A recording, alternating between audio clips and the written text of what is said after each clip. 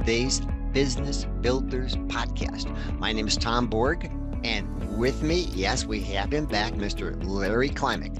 Larry is a promise guide, and Larry, hey, welcome. Hey, Tom, it's always great to be here with you and have a really constructive conversation. And hopefully your listeners will take a nugget away that they can apply and improve themselves in their business. Well, I think they will. Larry, here's one of the first questions I want to start with today, and that is, what are some of the challenges business leaders are facing today? We only got 20 minutes, Tom. That's right. I know. Yeah, I guess the very first one that most business leaders have expressed to me, and you hear a lot about, is the availability of people, availability of talent to come in and actually do roles in organizations. There's bodies, there's people out there, but they are not necessarily, filling the roles that are available. If you take a drive down any street, you'll see any number of for hire signs. Oh, yeah. Which, on one hand is phenomenal. There's so much opportunity. As the owners, though, filling those slots with individuals, giving them opportunity, not so easy. Mm-hmm. That's definitely one of them. Another one is that as a result of that, not having the availability of headcount, the people who are in those organizations are overwhelmed. They're doing extra work, they're doing more work. Owners are having to cut back on open hours. Many fast food restaurants are not open late anymore because they don't have people who are going to be there. They have a skeleton crew, and as a result of that, there's the people are distracted. They're distracted by the overwhelm of all the activity that's going on. And then probably the third piece that's out there from my perspective is that I work primarily in the micro, small, medium-sized business arena. There's an absence of framework by which the resources can build themselves. There's not a mentoring, there's not a growth process. Owners, unfortunately, let the culture kind of exist and hope people can grasp it, as opposed to having culture be a conscious part of the growth of their company and attract the resources that best fit into that. Mm-hmm. Well, with what you see out there, the businesses that you've been working with, when it comes to culture, how many businesses actually think about their culture and doing things to create the kind of culture that will attract the right kind of people? If you were to ask owners, I suspect that they would all say that they think about culture. Mm-hmm. Okay. The next step beyond that, though, is what behavioral and tactical activities are done to ensure that that culture is being refined, embraced, executed. And that's where, unfortunately, many organizations tend to fall off the pace. Mm-hmm.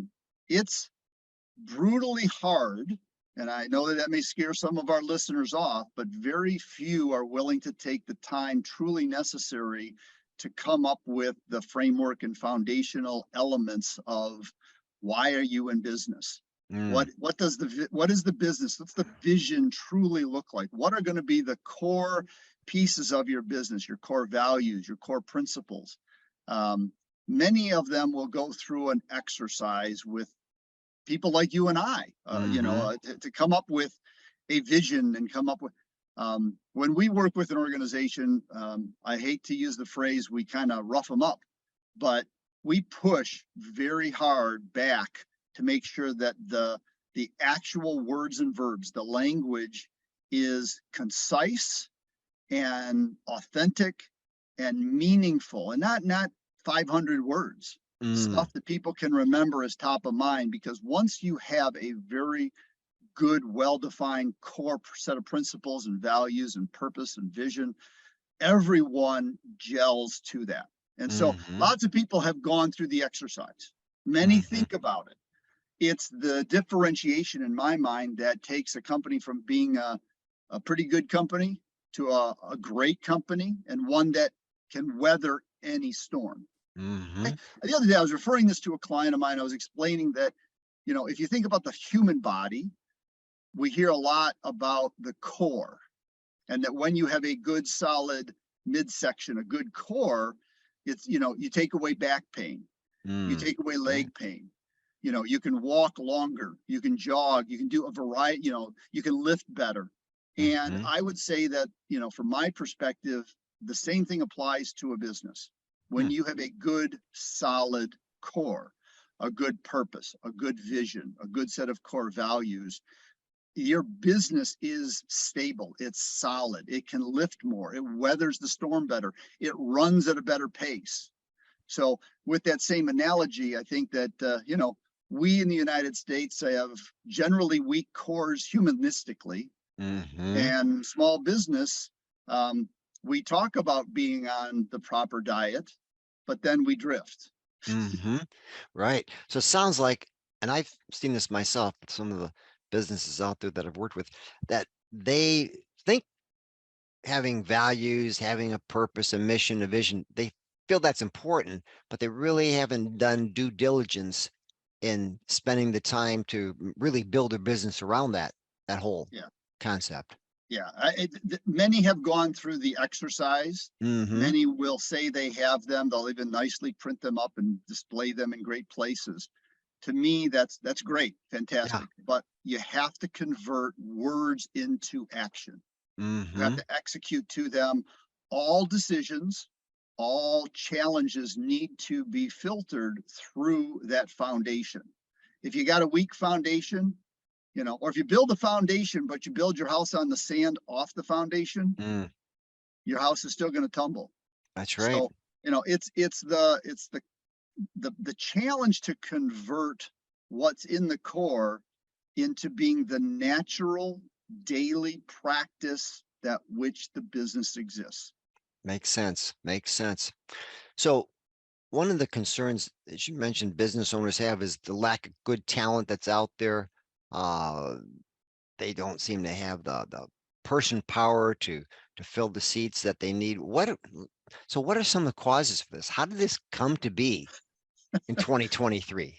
Well, there's as many answers to that as there are people maybe that walk the face of the earth. But from Mm-hmm. my, having communicated with leaders in various business pockets, um, you know, when the world went into, the pause button was hit Mm-hmm. during the most recent health challenge, the pandemic.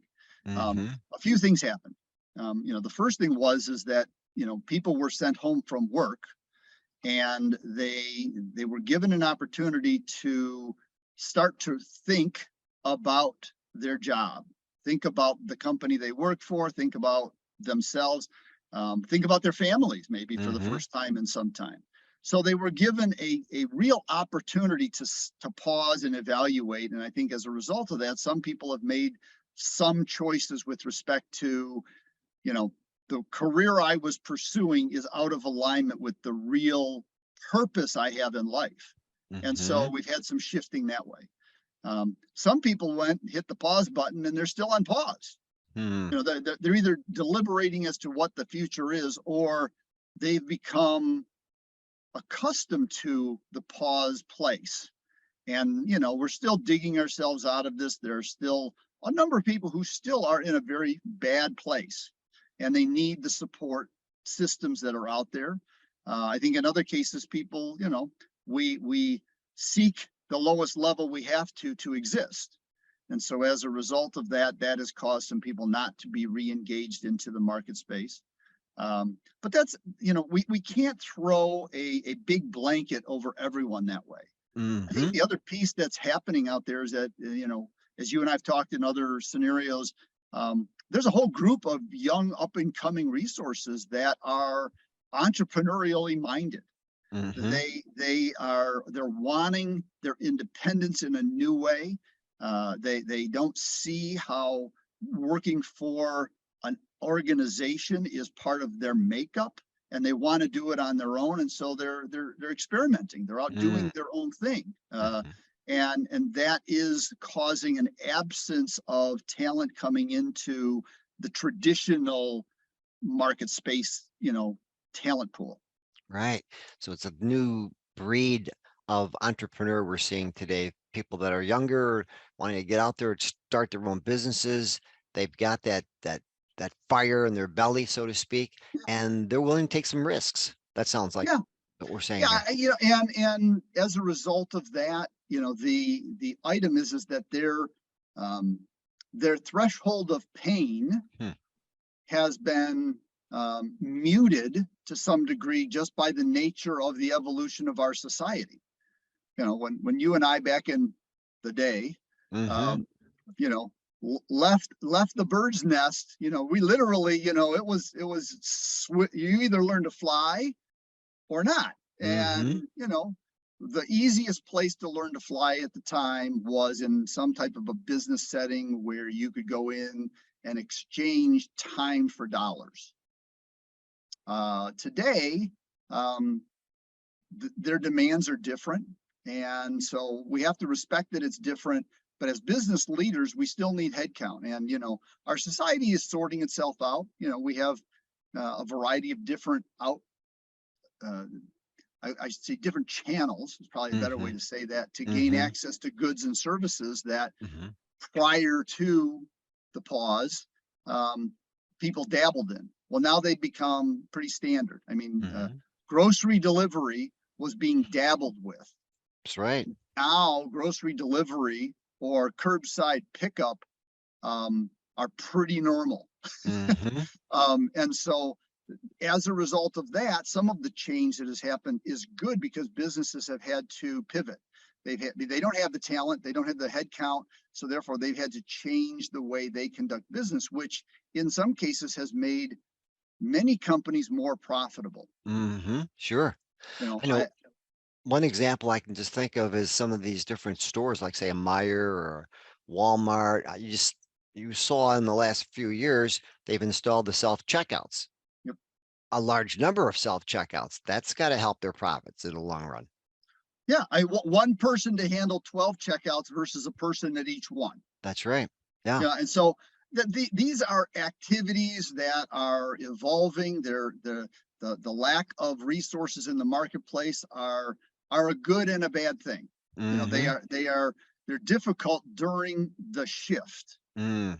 but they are also moving companies to have to be innovative, to have to be creative, to have a new way of conducting business. They can't just rely on the way they've always done it. And Mm-hmm. that's a healthy thing. That's part of innovation. I mean, one of our um, you know leader intervention pieces that we use, it incorporates a whole section on pace and perception, the scalability of your company, and talks about what are you doing to innovate. And I'm not necessarily talking about creating the next new thing that nobody knows about. Innovation in terms of taking what you do well and innovate it to the next level of being even better. Mm-hmm. Now, Larry, on that point, what are some of the good companies, the really sharp companies doing to innovate to attract the right kind of people in their organization to their organization so they have the people power that they need?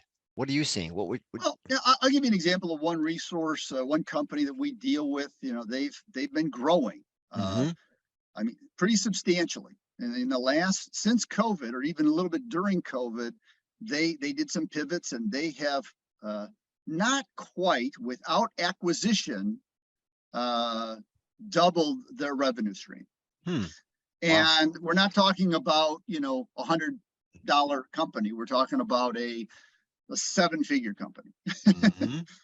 And so their attraction factor is they push very heavily on getting the person's cultural, personal fit to the way they conduct their business within their framework.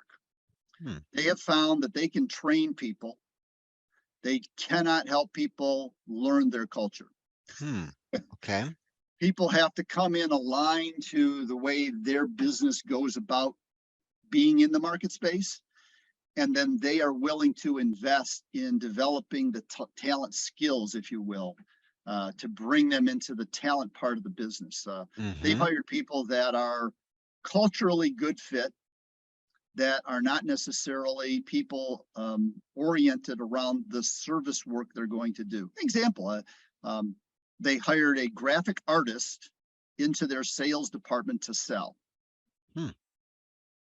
Now, you might scratch your head and say, well, that's kind of, a tactile type thing to more of an interpersonal thing, but the person aligned with the way their business was to be conducted. And that Mm-hmm. graphic artist who has a more conceptual or innovative kind of a perception of what's going on sells that way in the market space, and that aligns with the nature of the customer that they're attracting. They want Mm-hmm. new solutions to problems, not old solutions to the same problem. Right. So how did they ascertain what this person is like, or terms of how do they know that this person is going to match the culture that they have already?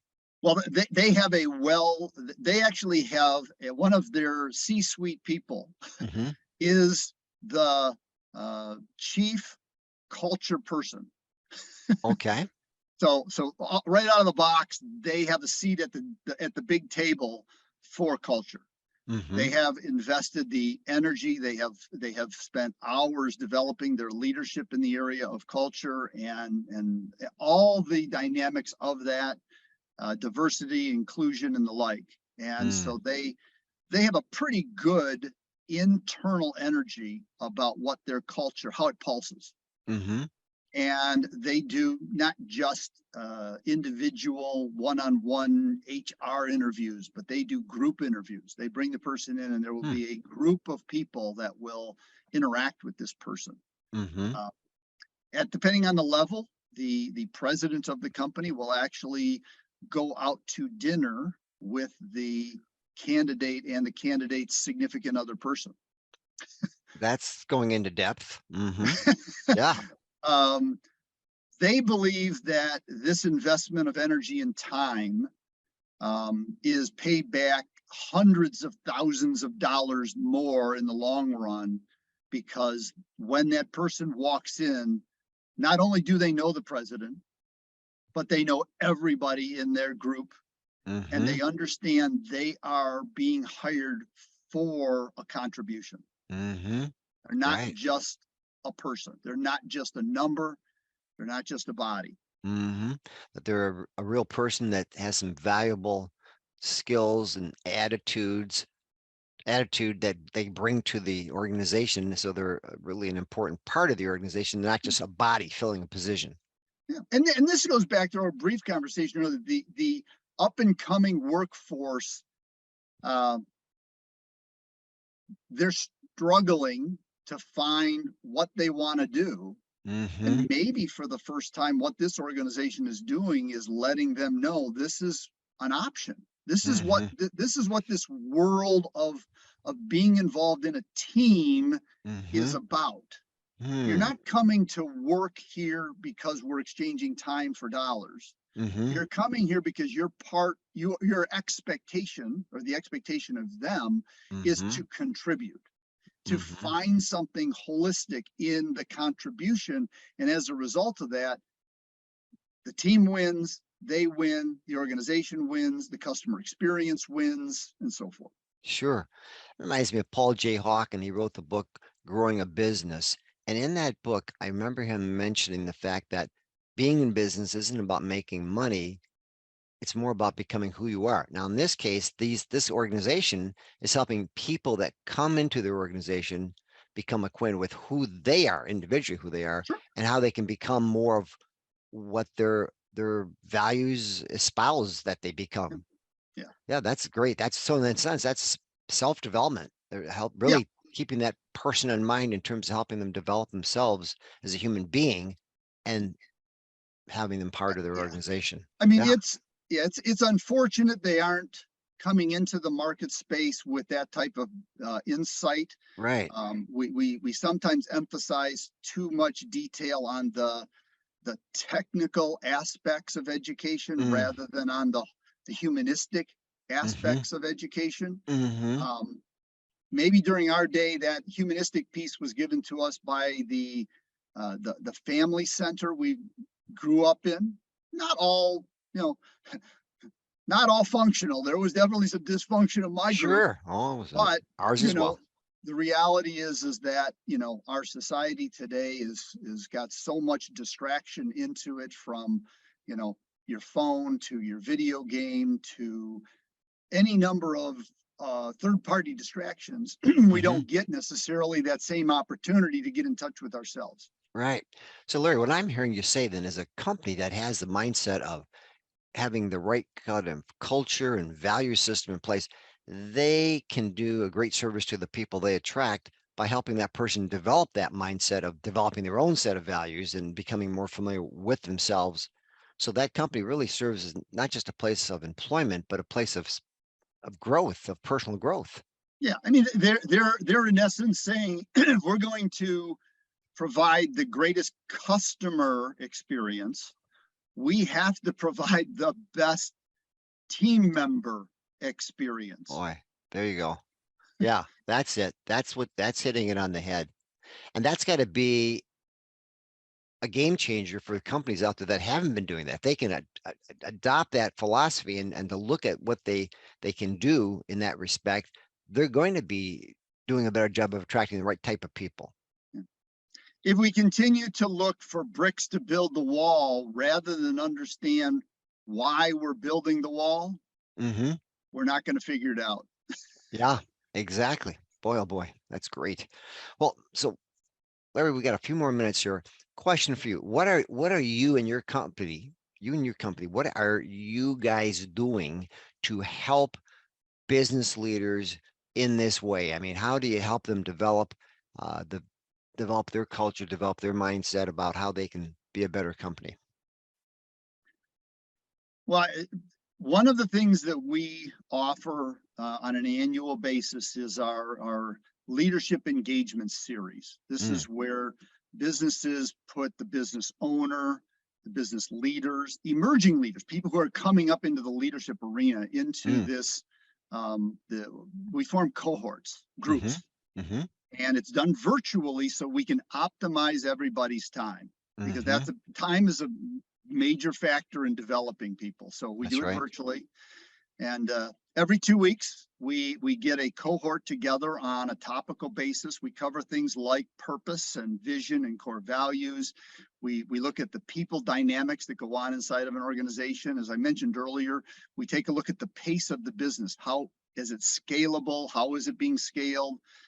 We look at innovation, and then eventually we get around to talking about profit. Yeah, we do have to pay bills, Mm-hmm, but this engagement series runs for about 8 months for the during the middle of the year. From next ones are getting going in March. So if you mm-hmm, have folks out there who are interested, have them reach out to us. But it goes from March to about October, allowing for businesses to then take what they've captured and apply it to strategically building the proper plans for the next calendar fiscal year.